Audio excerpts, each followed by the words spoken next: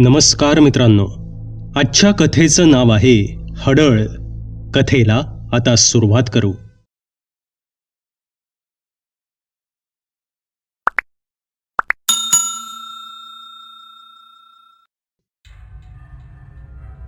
नमस्कार मित्रांनो, प्रत्येक कुटुंबाची आपली काही रहस्ये असतात आणि त्या रहस्यांमागे कधीकधी अत्यंत भयानक आठवणी लपलेल्या असतात. अशा आठवणी किंवा असे किस्से जे घरचे लोक आपल्याला कधीही ऐकवू इच्छित नाहीत. या अशा कहाण्या असतात ज्या रात्रीच्या अंधारात दबलेल्या आवाजात ऐकवल्या जातात. मी जी कहाणी ऐकली होती ती माझ्या आजीने मला सांगितली होती. ही कहाणी माझे आजोबा आणि एका हडळीबद्दलची आहे. नमस्कार मित्रांनो, माझं नाव अनु आहे आणि आज माझ्या आजीने सांगितलेली कहाणी मी तुम्हाला ऐकवणार आहे. त्या दिवशी असं झालं होतं की माझे वडील आणि माझे दोन्ही काका आपल्या काही मित्रांसोबत शेतात पार्टी करायला जाऊ इच्छित होते आणि माझी आई त्यांना जाण्यास अडवत होती. खरं तर आईचा जितका देवावर विश्वास होता त्यापेक्षा कितीतरी जास्त भूताप्रेतांवर होता. ती भूताप्रेतांना खूप घाबरायची. भूत प्रेत असल्या नावानेही ती शहारून जायची. तर त्या रात्री माझे वडील तिला कसं तरी समजावून शेतात निघून गेले. पण त्या सर्वांच्या जाण्यानंतर संपूर्ण गावात अचानक वीज गेली. सगळीकडे गडद अंधार झाला आणि तोही बरोबर जेवणाच्या वेळीच. आई तर एका कोपऱ्यात जाऊनच बसली. त्या रात्री मी आणि काकूने बाहेर अंधारात भांडी धुतली. बाहेरच्या गावात सगळीकडे कंदील आणि गॅस बत्तीचा लुकलुकणारा प्रकाश दिसत होता. सर्व कामं वगैरे झाल्यानंतर आम्ही सर्व स्त्रिया एका खोलीत झोपायला गेलो. त्यावेळी रात्रीचे 10 वाजत आले होते. आई तर आपल्या जागेवरून उठलीच नव्हती. ती थेट झोपण्याच्या खोलीतच आली. तिथे मी, आजी, माझ्या दोन्ही काकू आणि आई होतो. आम्ही सर्व स्त्रिया एकत्र झोपलो होतो. मी, आजी आणि काकूच्या मध्ये झोपले होते आणि त्यावेळी आम्ही सगळे आईची अवस्था पाहून हसत होतो. आणि तेव्हा माझ्या आजीने विचारलं, तुम्ही एका हडळीची गोष्ट ऐकणार का? एक सत्यकथा. गोष्ट ऐकवण्यापूर्वी तिने माझ्या आईलाही विचारलं होतं की तू पण गोष्ट ऐकणार का? पण आईला माहिती होतं की आजी कोणती गोष्ट सांगणार आहे, त्यामुळे आईने आधीच नाही म्हटलं. आणि ती म्हणाली की जर मी गोष्ट ऐकली तर मला रात्रभर झोप येणार नाही.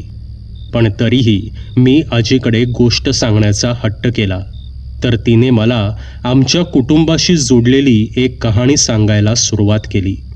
आजीने मला विचारलं की तुला आधी हडळ म्हणजे काय असतं हे माहिती आहे का? मी म्हटलं नाही, फक्त ऐकलंय की कोणीतरी भूत असतं. तसं आजीने थोडंसं हसतच हडळीचं वर्णन केलं. ते काहीसं असं होतं, बघ, हडळ म्हणजे हे एका स्त्रीचं भूत असतं. एक अशी महिला जी गरोदर असताना किंवा बाळंतपणाच्या दरम्यान मरण पावते, किंवा जेव्हा एखादा पती आपल्या पत्नीला खूप वेदनादायक पद्धतीने मारून टाकतो, तर अशा महिलांचे आत्मे सूड घेण्यासाठी मृत्यू पश्चात जगात परत येतात. काही महिला मुलांना जन्म देताना निष्काळजीपणामुळे मरण पावतात, तर त्याही हडळ बनतात. तर आता मी जी कहाणी तुम्हाला सांगणार आहे ही कहाणी तुझ्या आजोबांची आहे, म्हणजेच माझ्या नवऱ्याची आहे. त्यांच्यासोबत घडलेली ही एक सत्य घटना आहे जी मी स्वतः माझ्या डोळ्यांनी पाहिली आहे, जी मी स्वतः जगले आहे. आणि ही कहाणी घरात सर्वांना माहिती आहे, फक्त तुझ्याशिवाय. तुझ्या आजोबांचं नाव काशीनाथ होतं. ही त्यावेळची गोष्ट आहे जेव्हा काशीनाथ सनतवाडी नावाच्या रेल्वे स्टेशन जवळच्या एका गावात राहत होते. तो तेव्हा एक अत्यंत ग्रामीण भाग होता आणि त्यांच्या घरापासून काही अंतरावर एक स्मशान होतं. तिथे एक रस्ता होता जो जंगलातून स्मशानाकडे जायचा, पण तो रस्ता झाडीझुडपांनी भरलेला होता. त्या रस्त्यावर उंच आणि जाड गवत उगवलं होतं आणि म्हणूनच कोणीही त्या रस्त्याचा जास्त वापरही करत नव्हतं. आता एखाद्या व्यक्तीच्या मृत्यूपश्चात त्याच्या मृत शरीरावर अंतिम संस्कार केले जातात. काही घटनांमध्ये शवाला अग्नी दिला जातो, तर काही घटनांमध्ये शवाला दफन केलं जातं. पण जुन्या काळी आणखी एका घटनेत दफन करण्याची पद्धत असायची, जी अत्यंत गुप्त पद्धतीने केली जायची. त्या विधीमध्ये काही खास लोकच हजर असायचे आणि ती पद्धत म्हणजे हडळीला दफन करण्याचा विधी. आणि ही गोष्ट खरी आहे की आमच्या गावच्या आणि आसपासच्या गावच्या स्त्रियांना दफन केलं जायचं. म्हणजेच जेव्हा एखाद्या स्त्रीचा खूप वाईट पद्धतीने किंवा एखाद्या अपघातात वेदनादायक मृत्यू व्हायचा आणि गावकऱ्यांना जर तिच्यावर संशय असेल की ती हडळ बनून परत येऊ शकते, तर अशा स्त्रियांच्या शवावर एक खास विधी करून त्यांना दफन केलं जायचं. त्याच वर्षी माझं तुझ्या आजोबांसोबत लग्न झालं होतं आणि मी माझ्या सासरी राहायला आले होते. घर आणि घराच्या आजूबाजूचा परिसर पाहताना मला तो स्मशानाकडे जाणारा रस्ता दिसला. तो जंगलाचा रस्ता अगदी आमच्या घराच्या समोर दिसायचा. खरं तर तो रस्ता आमच्या शेतात जाण्यासाठी शॉर्टकट होता, पण त्या रस्त्यावर खूप जास्त झाडंझुडपं होती, उंच गवत होतं आणि त्याच रस्त्यावर स्मशान होतं. कालांतराने गावच्या लोकांनी हळूहळू त्या जंगलाच्या रस्त्याचा वापर करणं पूर्णपणे बंद केलं होतं. फक्त तुझे आजोबा आणि मी आम्ही कधी कधी त्या रस्त्याचा वापर करायचो. त्याच रस्त्याने आपल्या शेतात जायचो, त्यामुळे आमचा बराच वेळही वाचायचा. लग्नाच्या काहीच महिन्यात मी गरोदर राहिले. आम्हा दोघांनाही या गोष्टीचा आनंद झाला होता. पण एक दिवस तुझ्या आजोबांनी मला शेतात जाण्यापासून रोखलं. फक्त शेतातच नाही तर बाहेर कुठेही जाण्यासाठी त्यांनी मला मनाई केली, जेणेकरून ते माझी आणि आमच्या बाळाची काळजी घेऊ शकतील. तशी मी सुद्धा गावातच लहानाची मोठी झाले होते, त्यामुळे खरं तर मी सुद्धा त्यांच्या इतकीच धीट होते. पण मला बाहेर न जाऊ देण्यामागे आणखी एक कारण होतं. खरं तर त्यावेळी गावातील सर्वच जण असंच करायचे. बाई गरोदर राहिली की एका विशिष्ट कालावधीनंतर तिचं बाहेर पडणं बंद करायचे. कारण तेव्हा गावात लोकांना या गोष्टीची भीती असायची की जर कुठे एखाद्या महिलेचा गरोदरपणात मृत्यू झाला तर कदाचित ती हडळ बनेल आणि यामुळे फक्त त्या कुटुंबावरच नाही तर संपूर्ण गावावर संकट येईल. आता मी गरोदर होते, त्यामुळे आजोबांनी माझ्या काळजीसाठी त्यांच्या आईला घरी बोलवून घेतलं होतं. त्या दरम्यान आजोबा कधी कधी शेतातच मुक्कामाला थांबायचे. कधी आले तरी ते बाहेरच्या खोलीतच झोपायचे. आमची ती दुसरी खोली होती. ती खोली घरापासून अवघी 8 ते 10 पावलं दूर होती. तिथे आधी गाई आणि म्हशींना बांधायचे, पण गाई म्हशी विकल्यानंतर त्या खोलीचा सुद्धा आम्ही वापर करायला सुरुवात केली होती. आजोबा म्हणजेच काशीनाथ माझी आणि आमच्या बाळाची पूर्ण काळजी घेऊ लागले होते. ते एक खूप चांगले गृहस्थ होते, पण लवकरच आमच्यावर एक भयंकर संकट येणार होतं आणि याची आम्हाला जरासुद्धा कल्पना नव्हती. तर झालं असं की काहीच दिवसात आजोबांची तब्येत खराब झालेली दिसू लागली. म्हणजेच त्यांचं धडधाकट शरीर जणू सुकल्यासारखं झालं होतं. ते एखाद्या आजारी माणसासारखे दिसू लागले होते. त्यांच्यात जे शारीरिक बदल झाले होते ते दुर्लक्ष करण्यासारखे नव्हते.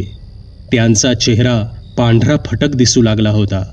डोळे नेहमी लाल दिसायचे, जणू त्यांची कधीच झोपच पूर्ण झाली नसावी. पण मला पुसटसा संशय आला होता की त्यांच्यासोबत काहीतरी वाईट घडतंय आणि कदाचित ते माझ्यापासून काहीतरी लपवतायत. म्हणूनच मी त्यांना त्यांच्या खालावलेल्या तब्येतीबद्दल विचारलं सुद्धा होतं, पण काशीनाथ यांनी तो विषय टाळला होता. मी 1-2 दिवसांनी पुन्हा त्यांच्या तब्येतीचा विषय काढला, पण त्यांनी इकडच्या तिकडच्या गप्पा मारल्या आणि तो विषय पुन्हा टाळला. आता एकतर मी गरोदर होते आणि त्यात ते कोणती तरी गोष्ट माझ्यापासून लपवत होते, म्हणूनच मला त्यांची खूप जास्त काळजी वाटू लागली होती. मला तर काहीच समजत नव्हतं की त्यांना काय होतंय.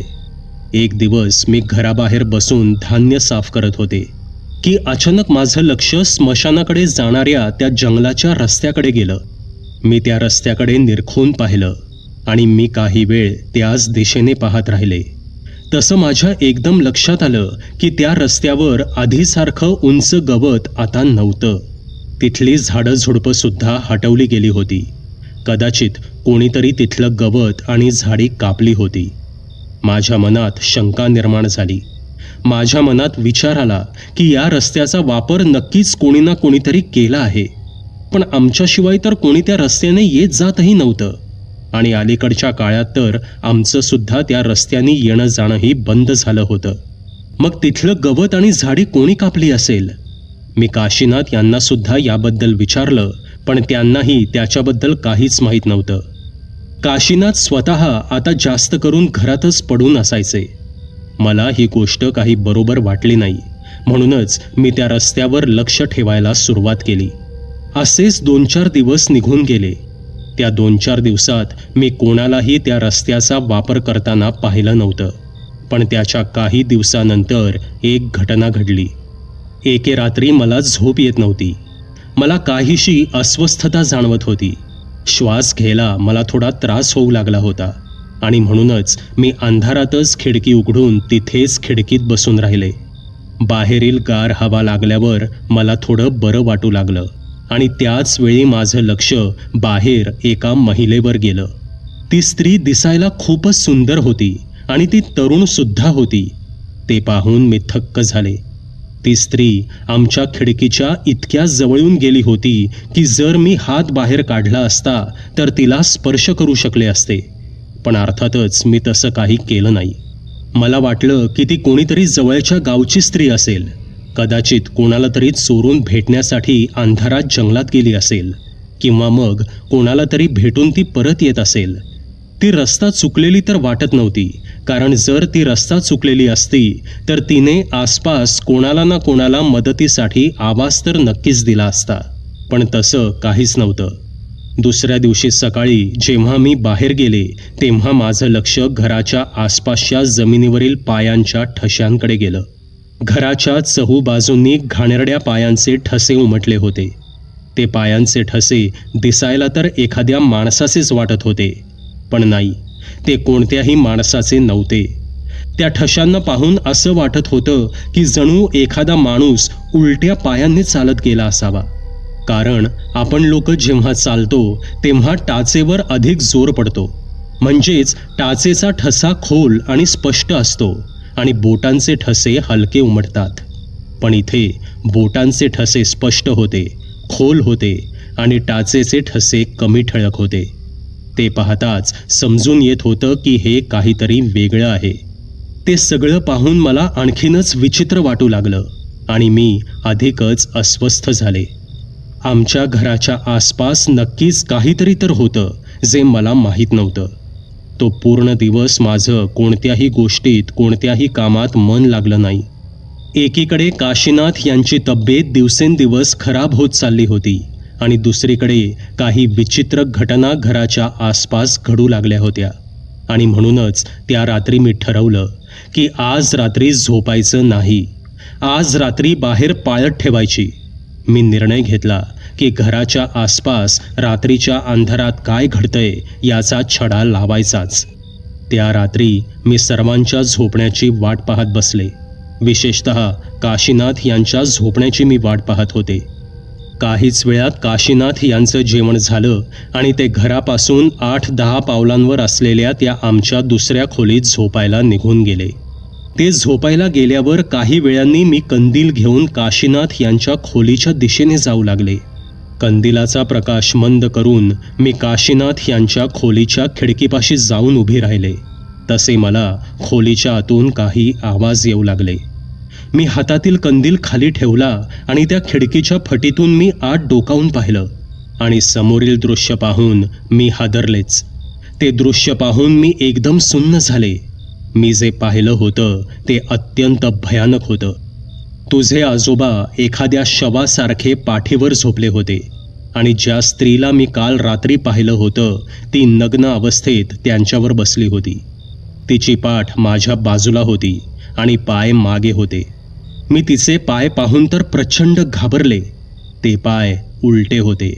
याचा अर्थ ती कोणी साधीसुधी स्त्री नसून एक भयानक हडळ होती. ते सगळं पाहून मी तिथेच पुतळ्यासारखी उभी राहिले. माझं शरीर थरथर कापत होतं, पण मी स्वतःला सावरलं आणि आवाज न करता गुपचूप परत आपल्या खोलीत निघून आले. मी इतकं तर समजून चुकले होते की माझे पती म्हणजेच तुझे आजोबा काशीनाथ एका हडळीच्या तावडीत सापडले होते आणि ती हडळच त्यांची जीवनशक्ती शोषून घेत होती. मला हे कळून चुकलं होतं की ती एक अतृप्त हडळ आहे. ती फक्त एखाद्या माणसाचं जीवन संपत नाही, तर त्याला मारल्यानंतर ती त्याच्या पूर्ण कुटुंबालाही मारून टाकते. म्हणूनच कोणताही आवाज न करता मी परत निघून आले. त्या रात्रीसुद्धा मी तिला खिडकीच्या जवळून जाताना पाहिलं. मी जाणून होते की मला लवकरात लवकर काहीतरी करावं लागेल. दुसऱ्याच दिवशी मी हॉस्पिटलमध्ये जाण्याचा बहाणा करून घरातून गावात गेले आणि तिथे काही ओळखीच्या लोकांकडे विचारपूस केली की अलीकडे गावात कोणाचा मृत्यू झालाय का, विशेषतः एखाद्या विवाहित महिलेचा किंवा एखाद्या गरोदर महिलेचा. तेव्हा मला समजलं की आमच्या तरी गावात अशी कोणतीही घटना घडली नव्हती. पण एका माणसाकडून मला समजलं की शेजारच्या गावात अलीकडेच एका तरुण महिलेचा मृत्यू झालाय आणि तिला दफन करण्यात आलं आहे. बाकी त्याला जास्त काही माहीत नव्हतं, कारण ही बातमीसुद्धा उडत उडत त्याच्या कानावर पडली होती. आमच्या गावाच्या आसपास एकच तर स्मशान होतं जिथे तिला दफन केलं जाऊ शकत होतं, जे की जंगलात होतं आणि तिकडे जायचा रस्ता आमच्या घरापासून जवळच होता. पण आम्हाला सुद्धा कधी कुठली प्रेत यात्रा इतक्या तिथून जाताना दिसली नव्हती. त्यामुळे पुढील चौकशीसाठी मी शेजारच्या गावात गेले. आधी तर तिथली लोकं मला काही सांगायला तयारच नव्हती, कारण त्यावेळी काही लोक असेही होते जे पुरलेलं प्रेत बाहेर काढून त्याचा वापर काळी जादू करण्यासाठी करायचे. पण जेव्हा मी त्या लोकांना सांगितलं की माझ्या नवऱ्यावर एका हडळीची सावली आहे आणि त्यामुळे त्यांचा, माझा आणि आमच्या होणाऱ्या बाळाचा जीव धोक्यात आहे, तेव्हा एका माणसाने मला सांगितलं की त्यांच्या गावात अलीकडेच बाळाला जन्म देताना एका महिलेचा मृत्यू झाला होता. त्या स्त्रीला रीतीनुसार म्हणजेच तोंड खाली करून उलटं दफन तर केलं गेलं होतं, पण तिच्यावर भूतबाधा पळवण्याचा कोणताही संस्कार, कोणताही विधी केला गेला नव्हता. ना तिच्या कबरीवर कोणतंही पारंपरिक सुरक्षा कवच तयार केलं होतं. आणि ते सर्व ऐकून मी समजून चुकले की तिथे नक्की काय झालं असेल. तिला कुठं पुरलं गेलं आहे ही माहिती घेऊन, सगळं ऐकून मी पुन्हा घरी परत आले. मला लवकरात लवकर काहीतरी करायचं होतं, तसं मी कामाला लागले. मी गरजेचं सामान गोळा करायला सुरुवात केली. मी काही मोठे खिळे, मोहरीचे दाणे आणि जास्वंदाची रोपं घेतली. मी गावच्या लोकांची मदत घेणं योग्य समजलं नाही आणि तसंही त्या दिवसात अशा प्रकरणांमध्ये लोक मदत करायला तयार होत नसत, कारण सगळेच जण घाबरायचे की उगाच त्यांच्यावर हडळीचा प्रभाव पडू नये. म्हणूनच मी माझी लढाई स्वतः लढण्याचा निर्णय घेतला. मी सगळं गरजेचं सामान गोळा केलं आणि त्या ठिकाणाच्या दिशेने चालू लागले जिथे तिला पुरलं होतं. काहीही करून मला काशीनाथ यांच्यावर त्या हडळीने जी जादू केली होती, त्यांना ज्या पाशात तिने अडकवलं होतं, तो पाश तोडायचा होता. जसे मी त्या ठिकाणी जाणाऱ्या रस्त्याला लागले तसे मला त्या रस्त्यावर त्या हडळीच्या उलट्या पायांचे ठसे साफ साफ दिसू लागले. यावरून कळून येत होतं की ती हडळ इथूनच कुठून तरी उठून येते. ते पायांचे ठसे मी लगेच ओळखले, कारण ते ठसे अगदी तसेच होते जसे मी आमच्या घराच्या आसपास पाहिले होते. त्या हडळीची कबर शोधणं आता सोपं होतं, कारण ते पायांचे ठसे त्या कबरीपर्यंत जात होते. काही अंतर जाताच मला तिची ती कबर दिसली. तिथे जाताच मी त्या कबरीवर मोहरीचे दाणे शिंपडले. असं म्हणतात की मोहरीच्या वासाने हडळ पुढे जाऊ शकत नाही. त्यानंतर मी कबरीच्या चहूबाजूंनी मोठे लांब खिळे ठोकून दिले आणि मग कबरीवर लाल फुलं आणि जास्वंदीची रोपं लावली. असं म्हणतात की हे सगळे जिन्नस हडळीला कबरीतच ठेवायला मदत करतात. ते सगळं केल्यानंतर मी पुन्हा घरी आले. घरी आल्यावर घराच्या दोन्ही उंबरठ्यात सुद्धा मी मोठे मोठे खिळे ठोकून दिले, जेणेकरून जरी ती हडळ इथे आलीच तरी ती घराच्या आत प्रवेश करू शकणार नाही.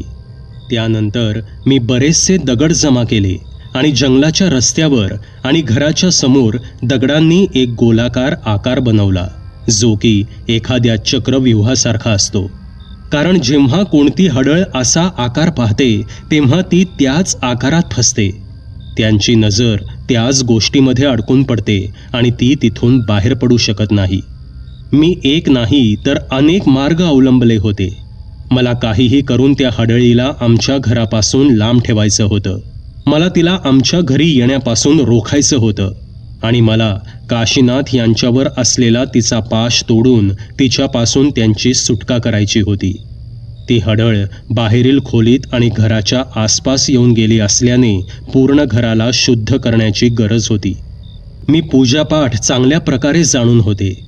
तसे मी स्वतः त्याच खोलीत होम हवन केलं जिथे ती हडळ येऊन गेली होती आणि त्या हवनात मी माझ्या काही आवडत्या वस्तूंची आहुतीसुद्धा दिली. आणि त्यानंतर मी देवाकडे प्रार्थना केली की माझ्या पतीचं, माझं आणि आमच्या बाळाचं त्या हडळीपासून रक्षण कर. माझ्या नवऱ्याला तिच्या पाशातून मुक्त कर. त्यांना पुन्हा एकदा निरोगी कर आणि चांगलं शरीर प्रदान कर. मी माझ्याकडच्या गंगाजलाने आणि गोमूत्राने त्या खोलीची आणि संपूर्ण घराची शुद्धी केली. पुढच्या 11 दिवसांपर्यंत दररोज मी हनुमान चालिसाचे पाठ केले.